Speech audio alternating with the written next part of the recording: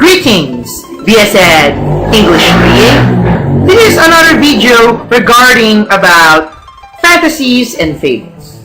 Now, you're wondering why I started off with a fantasy and fables instead of poetry. I want to save the best for last. Specifically, poetry is a very long discussion tackling lots of varieties such as the elements, the body, the stress, syllables, and even the parts of syllabication. So it's going to be a three-part way if I'm going to prose poetry. Thus, I started off deciding to use fantasy and fables because it's quite similar with short stories. Needless to say, let's begin with the discussion and elaborate further our wildest imaginations. Now, let's begin. If you notice, I have here 3 boxes. Besides from being a philosophy enthusiast, a linguist, master kuno, and even a lover of wisdom, I also have another life, of course. A life of imagination, craziness, and even a world of fantasies. Sometimes when I play cards, it's so wet here. Sometimes I play cards, it goes like this. I have here some cards that I play. This is not just a simple card game like, okay, I win like this. No, it's a card wherein you become who you are in this image of card. For example, now, I could be a robot dragon like this, a robot dragon. I could be a dragon with 6 arms and 6 guns. I could also be a dragon knight carrying a Chinese dragon, or I could also be my favorite card, a dragon that burns everything into ashes. Imagine those kinds of things, or even go deeper. Besides from my cards, you can also imagine who you are in creating your own stories, such as creative and imagination wherein you are a magician, you are a beautiful woman, you are a sadist magician, you are a wonderful swordsman, an archer, a goddess, a toad, a piglet, or even my favorite, sometimes when I was a kid, I used to imagine this guy. I used to imagine that I am not like this, it's another card of my brother, but I imagine this. This is my deck when I play Vanguard. I imagine myself as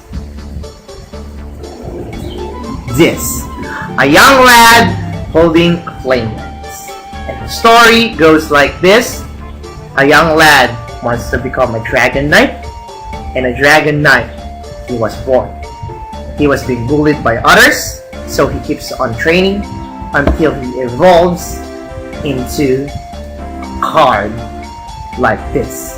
He was cursed by an evil prince called Fides, and Fides now turns him into a dragon warrior. But suddenly, because of his will and determination, held by the thunder gods, he became a human being. A human being who is a dragon knight. But because he incorporated his powers, he then became stronger, stronger, stronger, until such time he became an ultimate dragon. Not to protect evil, but to protect the good. With all of these powers, he then fought the witch who did this to him and burned everything up and saved the dragon land. And they lived happily ever after. In impromptu fantasy story. Imagine those. I haven't even discussed yet then, but because logic and imagination is beyond your limit, even these cards can create their own stories. And you too, with your favorite, with horrors, love, tragedy, and many more, you can create lots and lots of stories. Now, how to create those wonderful stories, you say? Let's first fix this one. Now, in creating a wonderful fantasy story and a fable, I'll first discuss the two in a quick, summer, and sexy discussion. Now, let's begin. We're done imagining. Let's go to fantasy. First, what is fantasy? To put it simple, I'm not going to make it complicated in order for you to create it fast, short, simple, and sexy. Let's make it easy. Fantasy is a kind of short story that deals with wide imagination, magical, and even sophisticated. It's a child-friendly story, in short, but focusing on magic. It's similar to Disney Channel, wherein there's a princess, blah blah blah, and they were kidnapped. Then all of a sudden, there's a prince to rescue him, like a damsel in distress. And then they fought of the evil bad guys. They fought. The evil bad guy lost, and then boom! The prince is saved. They kiss, they hug, and they live happily ever after. A common stereotype fantasy. But in that genre, tragedy is a big no-no. It's a major big no. Examples of fantasy are Snow White and the Seven Dwarfs. It's a fantasy story. Little Red Riding Hood. The Smurfs can be also a fantasy. Similar, a childish version where Disney Channel show it, King Arthur, and many more stories. Final Fantasy can also a fantasy story. There is a part of a novel there created by Nobuo Uematsu from a Japanese director of Final Fantasy, wherein they created novels of the series of Final Fantasy, from the story of Warrior of Light, Firen, the Onion Knights, or Lunette in the updated version of Final Fantasy III, Cecil, Bart, Terra, Cloud, Squall, Sidon, Tidus, the Shantoto tribes, or the other tribes from Final Fantasy XI, Vaughn, Lightning, the Ashota clans, and many more from 14, Noctis, and many more has also been created for fantasies. Now, take note that during the history, this is only a side note, wherein fantasies before, during the 1600s, are pure tragedy. Example of this is Cinderella. Cinderella is well known wherein, of course, they will have a story wherein he was being bullied, and then there was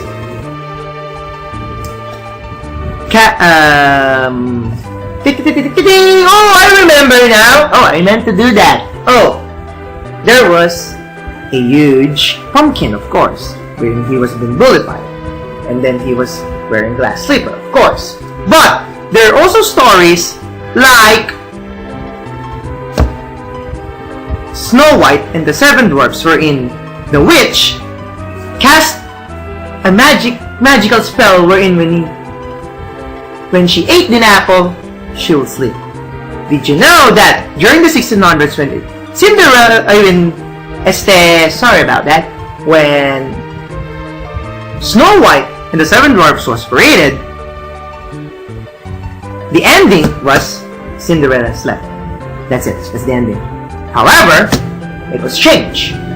The change was they put the part of the prince, rather, not the little prince. And the prince kissed Cinderella, and then Snow White, and then Snow White wake up, and they live happily ever after. I forgot the term that tells like that, wherein you can alter the ending of the story. More often than not, it is there. Then you can try to search about it if you want to further more details. But since I'm telling the fundamentals, well, I'm just going to show you the basic things, of course. But there is a term right there. Then if you want to learn it, you can research about it, where you can alter endings. And that is about fantasy. Next, it's about fables. Fables, on one hand, are stories regarding animals, of course. Animals in terms of fantasy, but this time, in short terms, it only focuses on animals itself. And they're the main characters. On the other hand, it has also similar elements of a fantasy, but again, I told you before, it gives emphasis on the value of animals acting as humans. It's like a similar advocacy wherein animals can also be humans. These are samples of Chocobo's Mystery Dungeon, the rabbit and the turtle, the monkey and the fox, then also Three Little Pigs, and many more. Those are some samples of fables. Now, when you notice in my first part where I created a fantasy story, take a note that fantasies and fables are similar elements of short stories. There's also characterization, setting, plot, etc., etc. And it's also been detailed. But in this case, if you notice some children books and other books, it's more of an image type, a friendly. So, needless to say, it can be either fully detailed or not fully detailed. It's up to you if you're going to put pure picture like children's stories or pure detailed stories like some other cases for adults. That is the simple explanations of fantasy and fables. Now, for your workshop class, I want you to create one fantasy and one fable in your own authentic way, specifically on your mini. Well, that's the end of the lesson of fantasy and fables. Please subscribe here now to my page and click the like button if you really like the page. Again, this is your professor in Concepcion Holy Cross College, Sir John Paul Thank you very much and see you soon.